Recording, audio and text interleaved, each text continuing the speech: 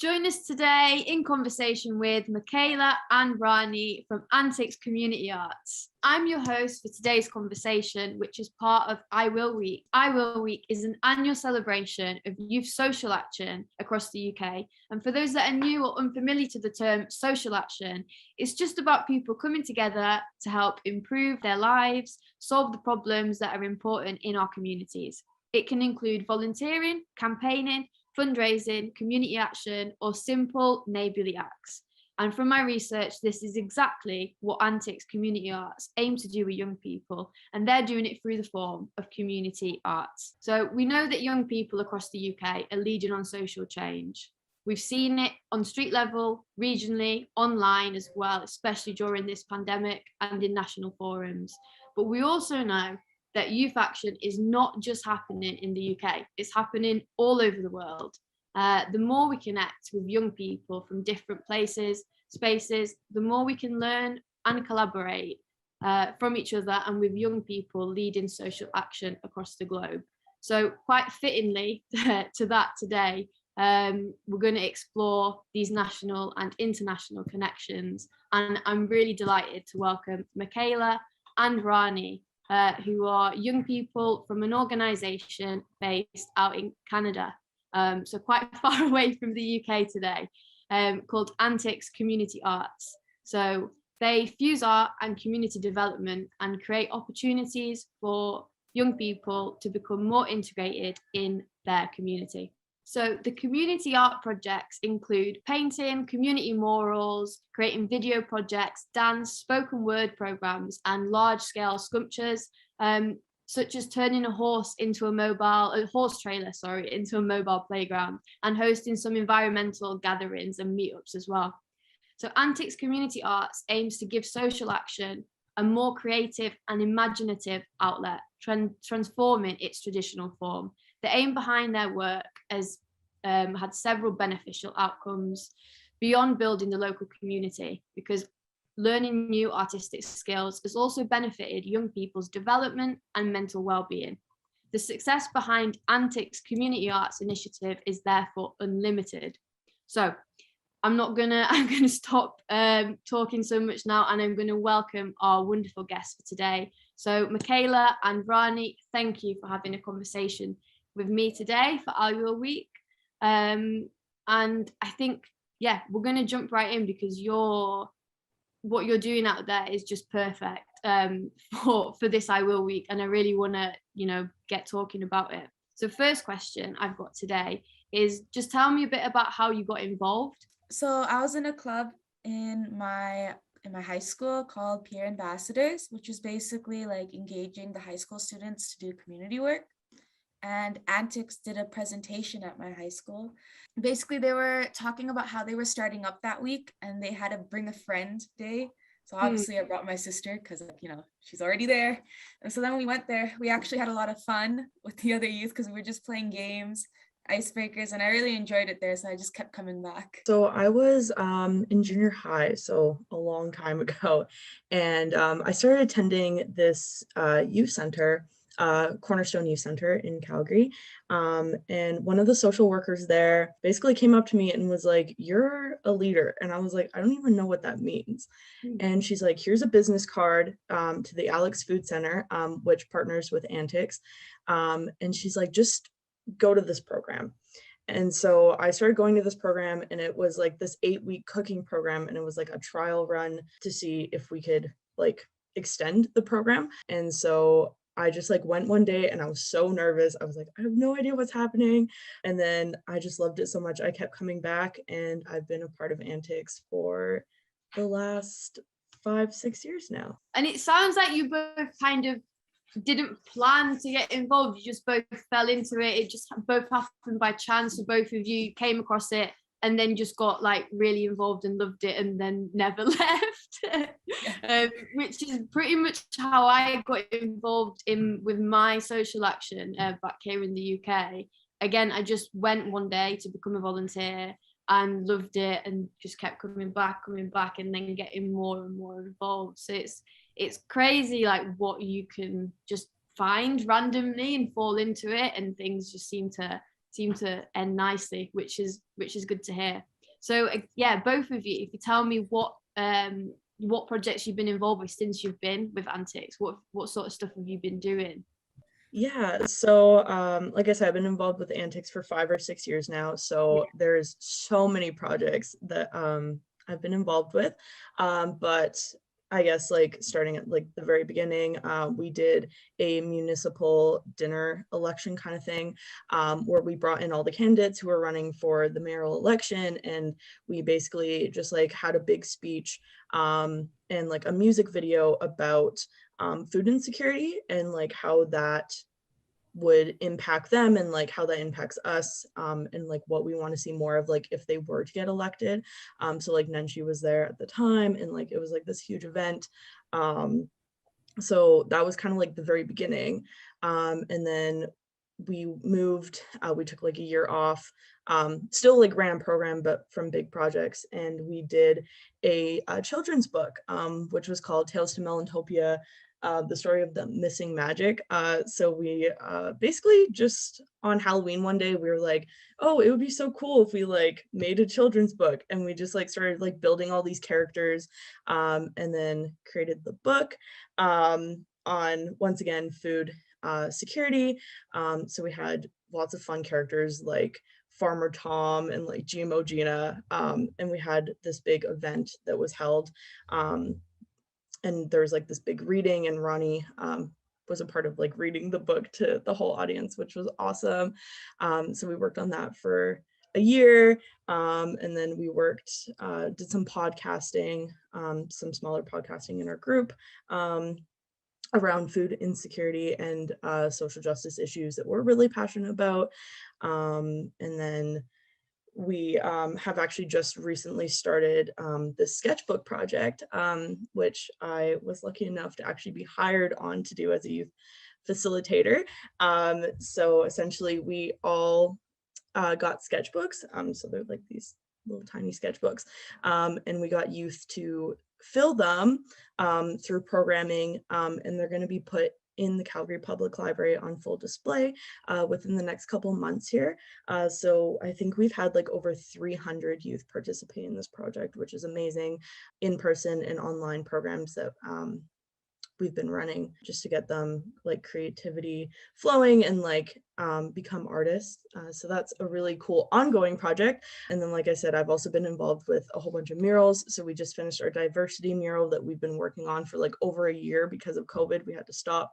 We came back to that and we like finished that over the summer. And then we have like a poetry and spoken word book that we did last year. So many projects that I've been involved in, and I'm sure Rani can probably explain more about those, but yeah. Basically what Makayla was in, but before Antyx, basically I joined Antyx before it was partnered up with What Feeds Us. So we did a little bit of more projects before we partnered up with the youth center or the Alex Food Center. So I started in 2016. But before we partnered up, we did an MHM Feel Alive campaign, which was basically promoting mental health awareness. And then we did a lot of like improv. So we threw a random bus stop party once just to like break people out of social habit. That was fun. And then we also did tea parties at Tim Hortons, and it was just so weird because we were all dressed up and having this fancy tea parties. But yeah, basically I was involved with the same projects that Makayla was involved. The bigger ones being the book, the books that we wrote and the murals that we painted, and it was just a lot of fun. We also did, basically in COVID, me and Makayla did a campaign called Through the Window, where we basically wrote messages on our wall, or we put messages on our windows and took a picture of it and posted it to social media about our feelings during COVID and messages of support.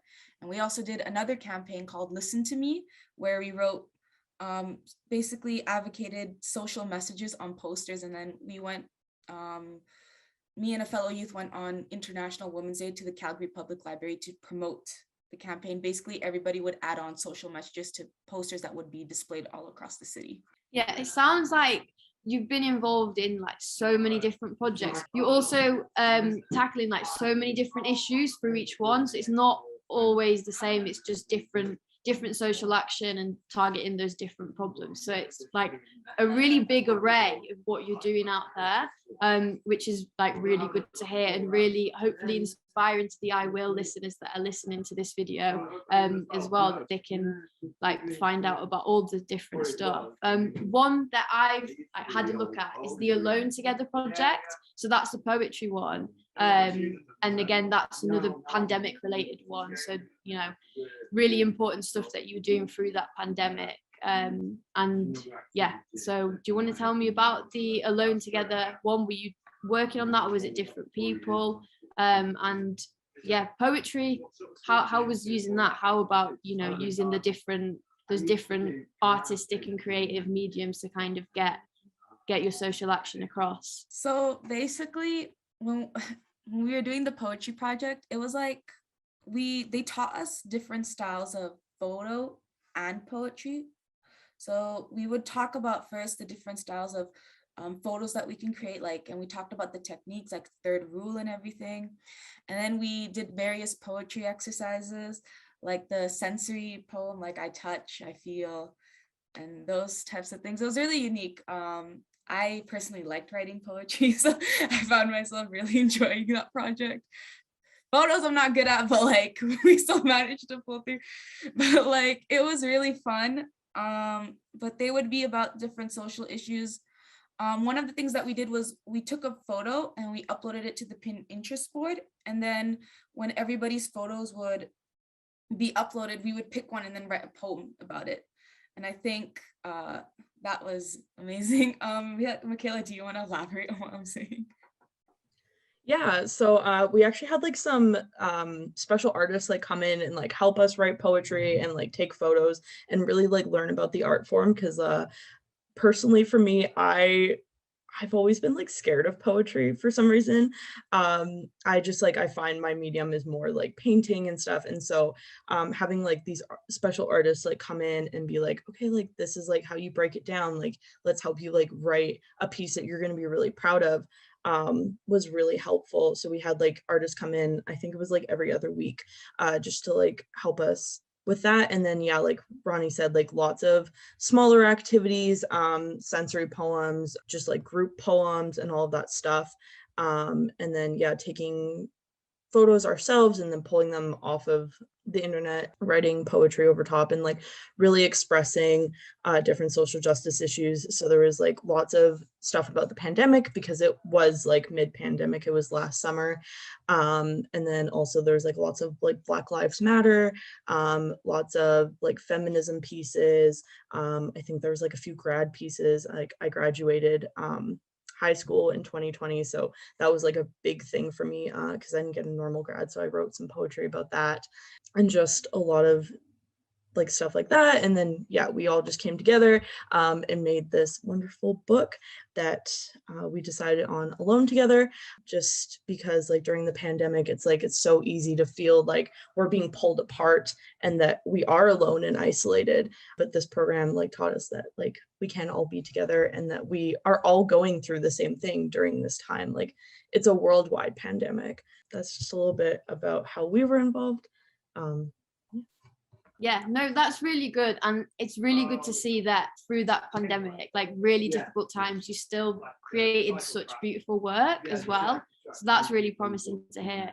And just two things that I picked up on, you both said when you were answering the question, oh, I really like poetry, but I'm not good at the photographs, or like vice versa, I like painting, but actually I don't feel confident doing doing the poetry.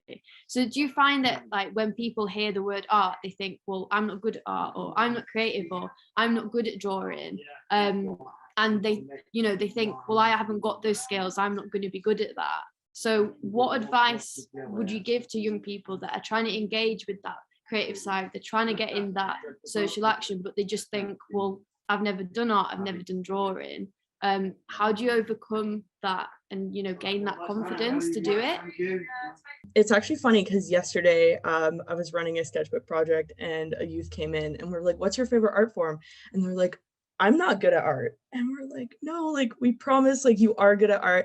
I think the big thing is just being confident in yourself. I think confidence is like the biggest thing you can do for yourself in the art industry, and just like having fun. So like, what is your passion? What is your purpose behind like what you're creating? And art comes in so many different forms. It doesn't have to be painting or drawing. It can be poetry, it can be spoken word, it can be theater, like podcasting is even a form of art, music, everything. It's just like about like embracing your creativity, and finding your passion and your purpose behind like what you are creating and putting out into society. And I would say like the big thing is like taking risks.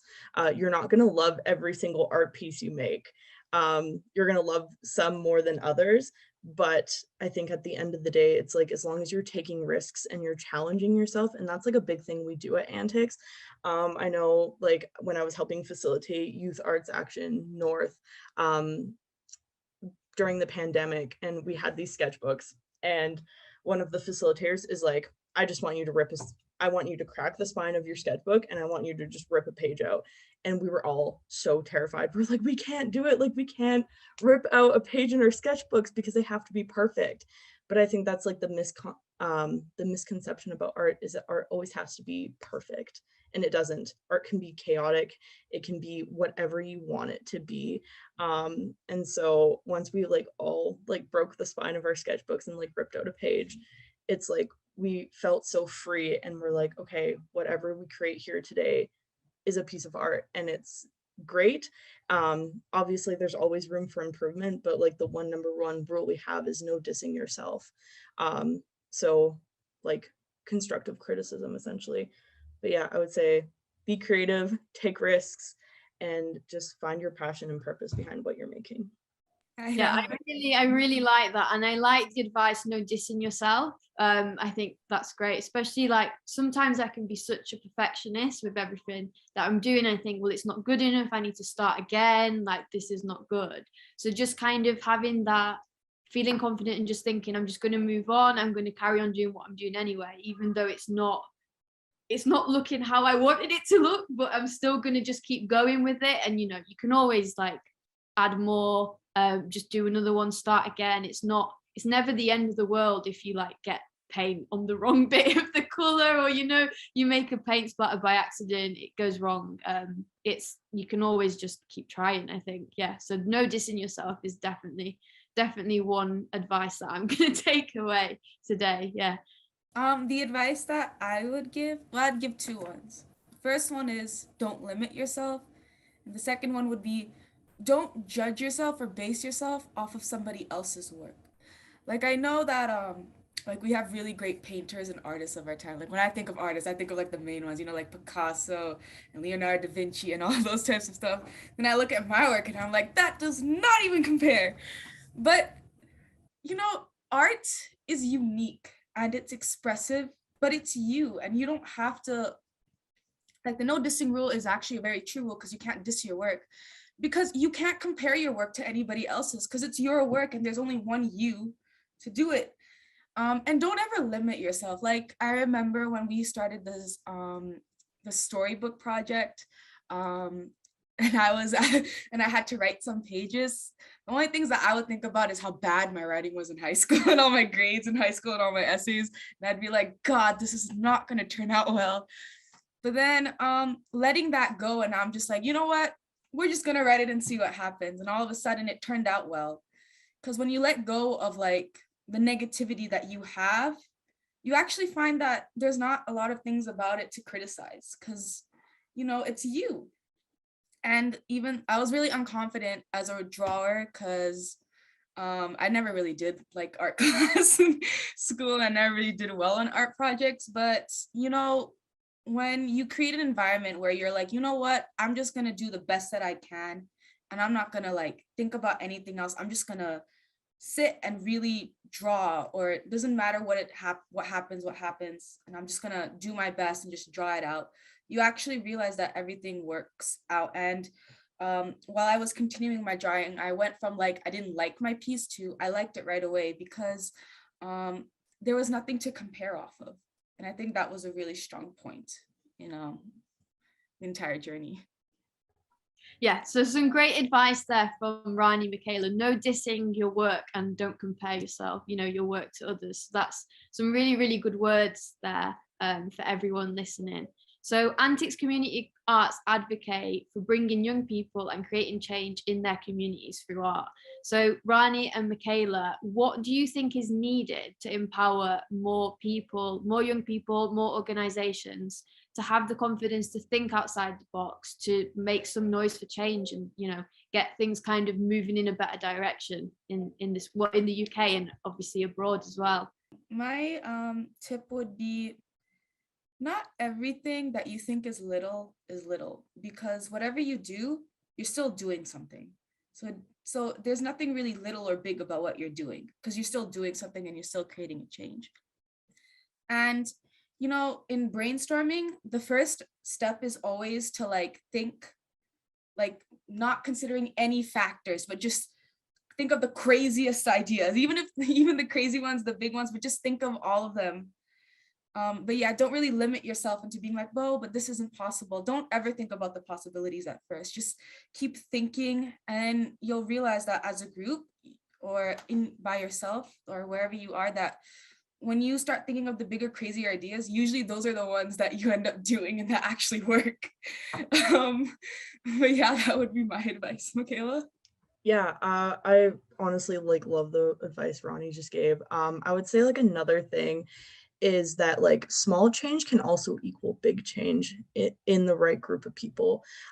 So my biggest advice, find people who have the same passion as you, and then just work together as a team and build off of that, and just come up with small pieces of change and bigger ones, and just, it doesn't always have to be this huge big project that changes the whole entire world, because that doesn't happen overnight. That takes time, and something as simple as making Valentine's Day cards for seniors, that's still creating a change. We always say, holding the door open for someone can change someone's day. It really can. So sometimes that can be just as impactful as the big projects that we're doing. And then I know I say this every single time I talk about Antyx, but there's a quote and I absolutely live by it, and Ronnie's probably heard it a million times. But it's a society grows best when old men plant trees whose shade they know they will never sit under. It's my grad quote. It's something I absolutely live by, and I think it's so true. Of the change you're making today, you may not see the result of it, but that doesn't mean it's not impacting someone. You're planting seeds for future generations to come, and you're building a legacy for yourself. We're leaders today and legends tomorrow, is what I always like to say as well. And so just put yourself out there, get involved in any way possible. It can be super small, it can be big scale. I think success looks different for all individuals. So don't think that you need to just go out and change the world all by yourself. I think as a community we can do that together, but it has to start small. We have to plant those seeds first and watch the trees grow after. So yeah, that's really, really good advice. And what you're saying about planting trees even though they know that they'll never sit in the shade is let's say you start doing something, you're starting on your journey of social action and you want to make a change and you're not seeing immediate results. Things, if you got to work, if you're working hard at something, sometimes it does take that extra bit of time. You're not going to get there straight away. It's not going to be instant. So just my advice would be to just have a bit of faith in what you're doing, and know that if you're doing the work, you're doing what you can, you're making those changes, and it is gonna turn into something, it is gonna get there. If it isn't immediate, don't beat yourself up about it. Don't be hard on yourself thinking, oh, I've done all this and nothing's happened and nothing's changing. It will, just sometimes you just have to hold tight and just wait a bit. So I think patience as well is a good one. Yeah. So that's all my questions for today, but I think if there's any leading notes that you want to leave on, just a little phrase or anything that you just want to have as a motto for the I Will listeners, and then we'll wrap it up after that. Don't be afraid to embrace who you are, and always push, even though there might not be anything showing. Just keep pushing for it, be yourself. You know, you're your biggest critique. And if you think you can't do something, like that's going to hold you back. So just take risks, get involved in any way possible. And I think everything else will fall in place. There is no accidents in life. Like for me, I was literally handed a business card and here I am years later as like a part-time staff with Antyx. So anything is possible. And you just like have to find opportunities. Yeah, I think one of mine has got to be good things take time. So I think like what I was saying earlier, just have faith, hold on, and just know that your work will pay off at the end, and eventually, you know, you will get to where you want to be. And I'm going to do two. I'm going to do another one. I think my second one has got to be, there's always a solution. So similar to what you were saying, Makayla, you handed a business card and here you are. Like no matter where you are, whether you're in a low place or if things haven't gone your way, there's always a solution, and things will fall into place eventually. Yeah.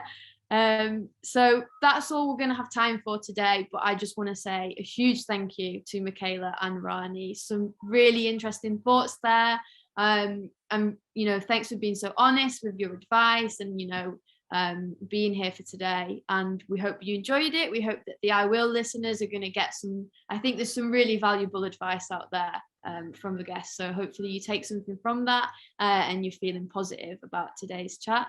So today's conversation was just one of the many events and activities that we're doing for I Will Week. So just remember to visit that website, iwill.org.uk, to see the full listing of events, activities, and some other conversations that we've been having throughout the week. If you've enjoyed the session, please tell everyone, please share it. You can tag I Will Movement, hashtag I Will Week 21, and Power of Youth on all your social media, and check out Antyx Community Arts. They've got Instagram, you can have a look, there's some good pictures on there. I've done a lot of looking, and a website as well. So thank you.